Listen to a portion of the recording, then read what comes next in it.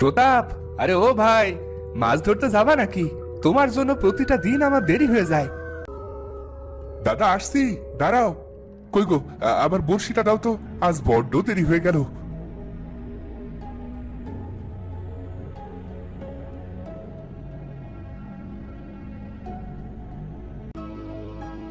একটা জালও কিনতে পারো না তুমি।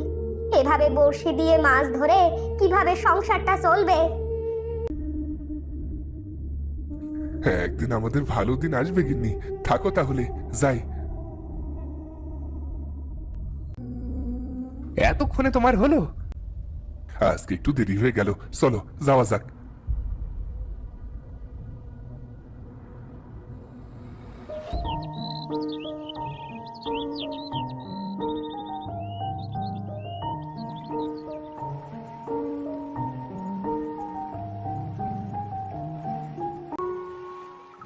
এভাবে ছিপ দিয়ে মাছ ধরা যায়? ছোটখাটো একটা জালও তো কিনতে পারো নাকি? কি আর করব বলো, দুবেলা খাবার জোটানোর টাকা জোগাড় করতে পারি না, আর জাল কিনবো কি করে? কি আর করবে, দেখো টাকা জমিয়ে একটা জাল কিনতে পারো কিনা।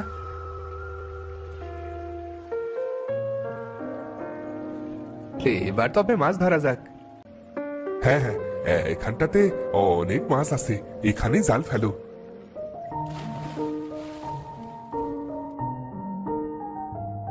বাহ, আজ তো তোমার এক খাপে অনেক মাছ এসেছে। তোমার ভাগ্যটাও ভালো।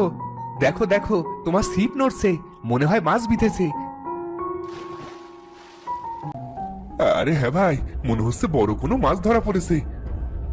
আরে উঠছে না যে।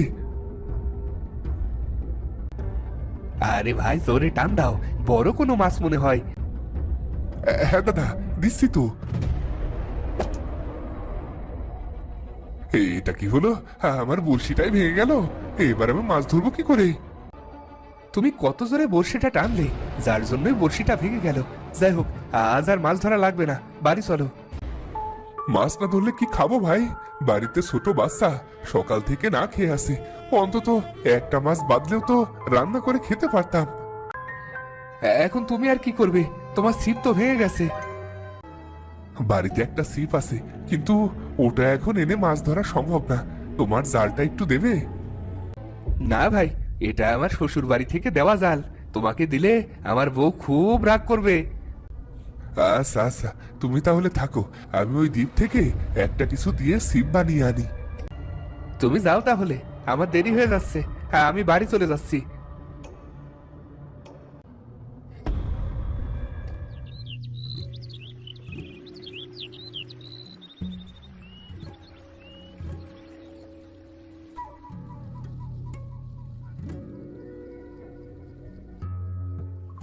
এখানে তো আশেপাশে কোনো কিছুই দেখতে পাচ্ছি না। এখন আমি কি দিয়ে ছিপ বানাবো? যাই, আরো একটু ভিতরের দিকে যাই।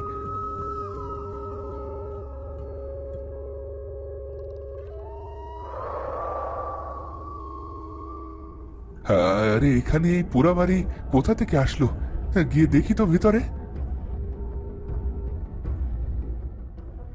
ও মাগো, কেন যে এখানে আসলাম? ওরে বাবা, ও হাড়িটাই মনে হয় ভেঙে গেল। বাড়িতে বউ বাচ্চা সব না খেয়ে আছে। তাড়াতাড়ি একটা বড়শি বানিয়ে মাছ ধরে বাড়ি যেতে হবে, বউ আবার চিন্তা করবে।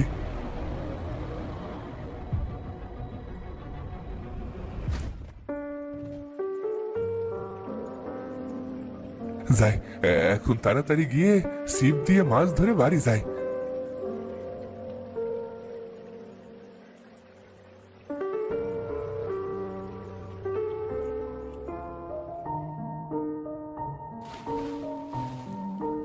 আরে এত বড় মাছ, আজ তো লটারি লেগে গেল।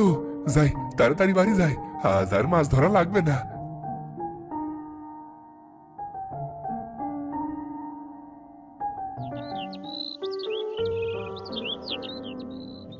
কই গো গিন্নি, দেখো দেখো, আজ কত বড় মাছ পেয়েছি দেখো।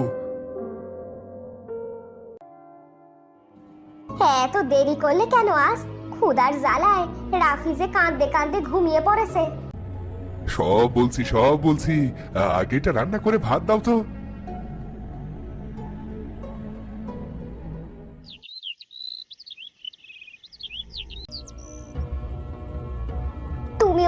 নির্জন দ্বীপে একা একা কেন গিয়েছিলে বলো তো? যদি কোনো বিপদ হতো? তুমি এত দুশ্চিন্তা কেন করো বলো তো? ঘুমাও, কাল আবার সকাল সকাল মাছ ধরতে যেতে হবে।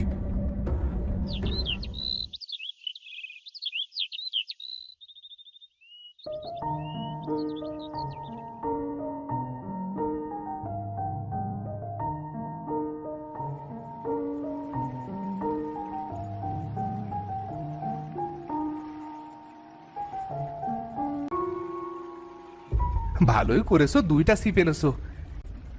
হ্যাঁ দাদা, আবার যদি কালকের মতো হয় এজন্যই দুইটা ছিপ আনলাম। এবার তাহলে মাছ ধরো ভাই।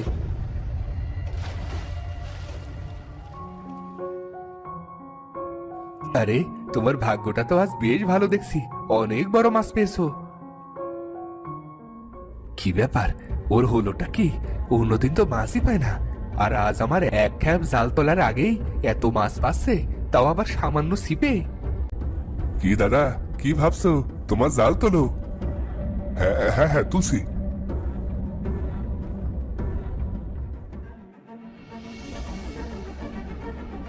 আরে, এটা কোথা থেকে আসলো? নিশ্চয় নিশ্চয় এর মধ্যে সোনাদানা আছে, আমাকে যে করেই হোক ওটা ওর থেকে নিতে হবে। দাও তো, দাও তো, ওটা আমার কাছে দাও। আরে দাঁড়াও দাঁড়াও দাদা, আমি খুলছি।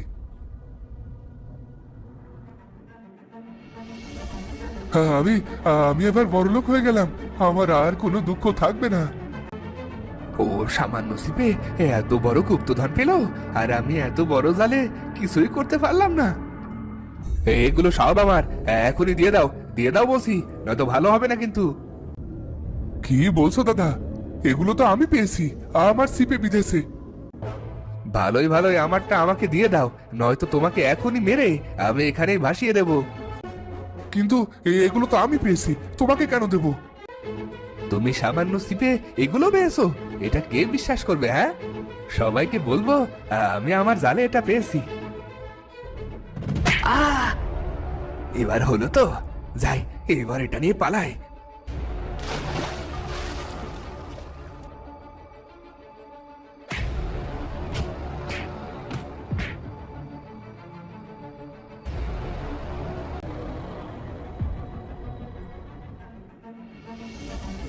কি, রাকেশ দাদা কোথায় গেল?